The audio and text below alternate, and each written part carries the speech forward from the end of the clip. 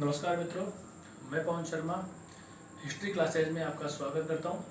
आज हम पढ़ेंगे सिंधु घाटी सभ्यता या हड़प्पा सभ्यता, जो कि भारत की प्रथम सभ्यता है। इसके बारे में विस्तार पूर्वक अध्ययन करेंगे और ये चैप्टर इसलिए भी बहुत महत्वपूर्ण है क्योंकि हर कॉम्पिटिटिव एग्जाम में इस परीक्षा से संबंधित एक प्रश्न जरूर पूछा जाता है। संभावनाएं बहुत अधिक रहती है कि इस चैप्टर से एक प्रश्न पूछा जाए। तो इस चैप्टर के बारे में हम विस्तार से पढ़े। ये माना जाता था, सिंधु घाटी सभ्यता की खोज से पहले यह माना जाता था कि भारत की प्रथम सभ्यता वैदिक सभ्यता थी। लेकिन जब 1921 में इसकी खोज हुई, उसके बाद यह पता चला कि भारत की सभ्यता वैदिक सभ्यता से हजारों साल पहले ही एक और सभ्यता फलीभूत हो चुकी थी और वो सभ्यता थी सिंधु घाटी सभ्यता। ये भारत की प्रथम सभ्यता थी। इसके बारे में पता कैसे चला या कैसे प्रकाश में है, इसके बारे में सबसे पहले हम अध्ययन करें। तो सबसे पहले 1826 ईस्वी में चार्ल्स मैसन नाम के एक ब्रिटिश पुरातत्ववेत्ता ने इसके बारे में एक लेख लिखा और उसकी सभ्यता के बारे में थोड़ा सा प्रकाश डाला, लेकिन इसके बारे में ज़्यादा ध्यान नहीं जा पाया। और 1853 ईस्वी में जब लाहौर से कराची के बीच में रेलवे लाइन डाली जा रही थी, उस समय पास में ईंटों का एक भंडार मिला और वहां से उन्होंने ईंटें निकालकर इस रेलवे लाइन में काम में ली। और वो कार्य किया जॉन व विलियम बर्टन नामक दो बर्टन भाइयों ने। उनको बाद में ये एहसास हुआ कि ये ईंटें आई कहाँ से, या ईंटों का ये भंडार यहाँ पे कहाँ से था।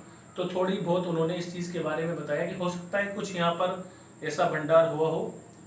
बाद में 1861 ईस्वी में ब्रिटिश सरकार ने भारत में भारतीय पुरातत्व संरक्षण विभाग की स्थापना की, जिसका काम भारत के पुरातत्व के बारे में जागरना और संरक्षण करना था। और इसके प्रथम महानिदेशक बने कनिंघम नाम के व्यक्ति, जो कि भारतीय पुरातत्व संरक्षण विभाग के प्रथम महानिदेशक नियुक्त हुए। और इन्होंने भी इस सिंधु घाटी सभ्यता के बारे में खोज करने का प्रयास किया।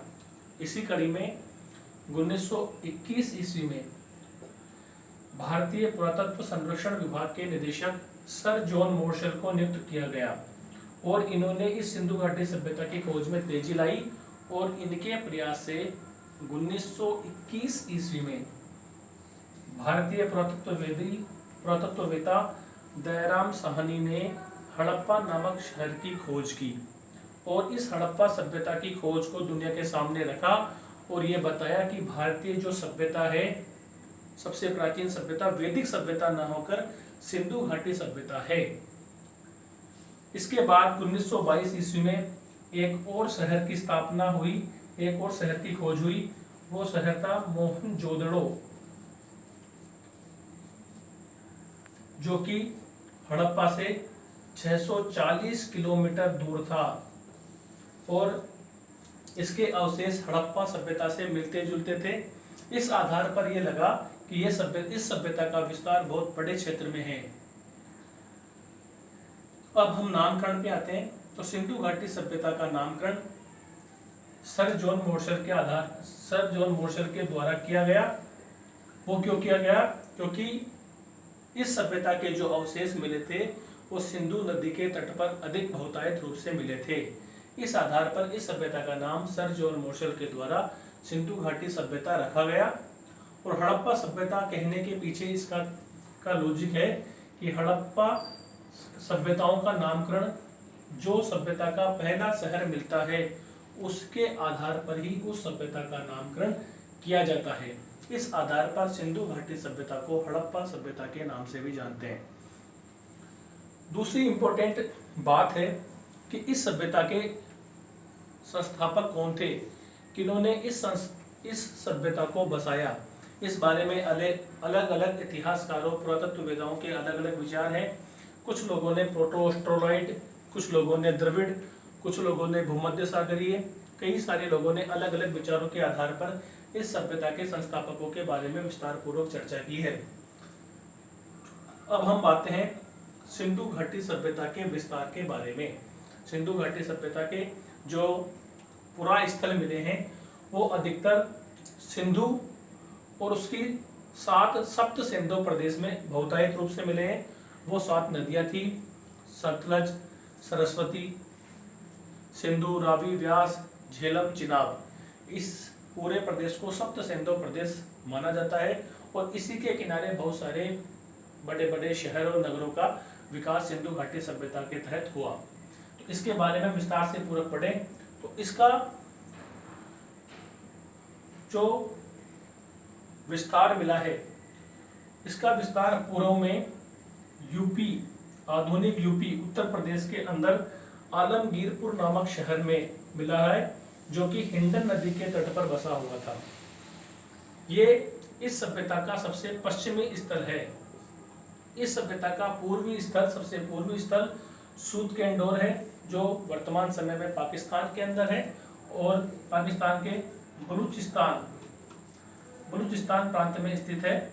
और यह एक बंदरगाह भी था और यह दाशक नदी के किनारे पर बसा हुआ था। इस सभ्यता का उत्तरतम स्थल आधुनिक जम्मू कश्मीर के मांदा नामक स्थान पर प्राप्त हुआ है और ये चिनाब नदी के तट पर बसा हुआ था। हम बात करें इसके दक्षिणतम स्थल की, तो ये दक्षिणतम स्थल आधुनिक महाराष्ट्र के दायमाबाद नामक शहर पर के निकट बसा हुआ था और ये परवरा नदी के किनारे तट पर बसा हुआ था। पूर्व से पश्चिम तक इसकी लंबाई लगभग 1600 किलोमीटर और उत्तर से दक्षिण तक लगभग 1400 किलोमीटर क्षेत्र में इसका विस्तार था। ऐसा अनुमान है कि इस सिंधु घाटी सभ्यता को लगभग 13 लाख वर्ग किलोमीटर क्षेत्रफल में इस सभ्यता का विस्तार था। इतनी बड़ी सभ्यता का विस्तार था और ऐसा माना जाता है कि भारत की जो सभ्यता थी वो विश्व की प्राचीनतम सभ्यताओं के समकालीन थी। जैसे मेसोपोटामिया, सुमेरियन सभ्यता, इन सभ्यताओं के समकालीन सिंधु घाटी सभ्यता को माना गया है। और मानने का कारण है इन सभ्यताओं से सिंधु घाटी सभ्यता का व्यापारिक आदान प्रदान था। कुछ मुद्राएं भारत में इन सभ्यताओं की मिली है। तो हम एक इस चित्र के माध्यम से, इस डायग्राम के माध्यम से ये समझ सकते हैं कि सिंधु घाटी सभ्यता का विस्तार कितना बड़ा था, कितने बड़े क्षेत्र में फैली हुई थी।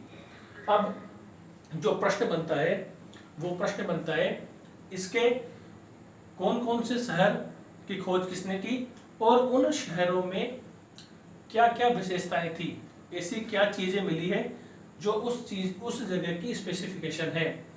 प्रश्न जो भी पूछा जाता है वो उन्हीं शहरों की, उन्हीं वस्तुओं के बारे में पूछा जाता है। जैसे कांसे की मूर्ति सिंधु घाटी सभ्यता के किस शहर से प्राप्त हुई है, स्नानागार किस शहर से प्राप्त हुआ है। तो हम अब आगे पढ़ेंगे प्रत्येक शहर के बारे में और उस शहर की विशेषताओं के बारे में कि उस शहर में वो चीज स्पेशल रूप से मिली है।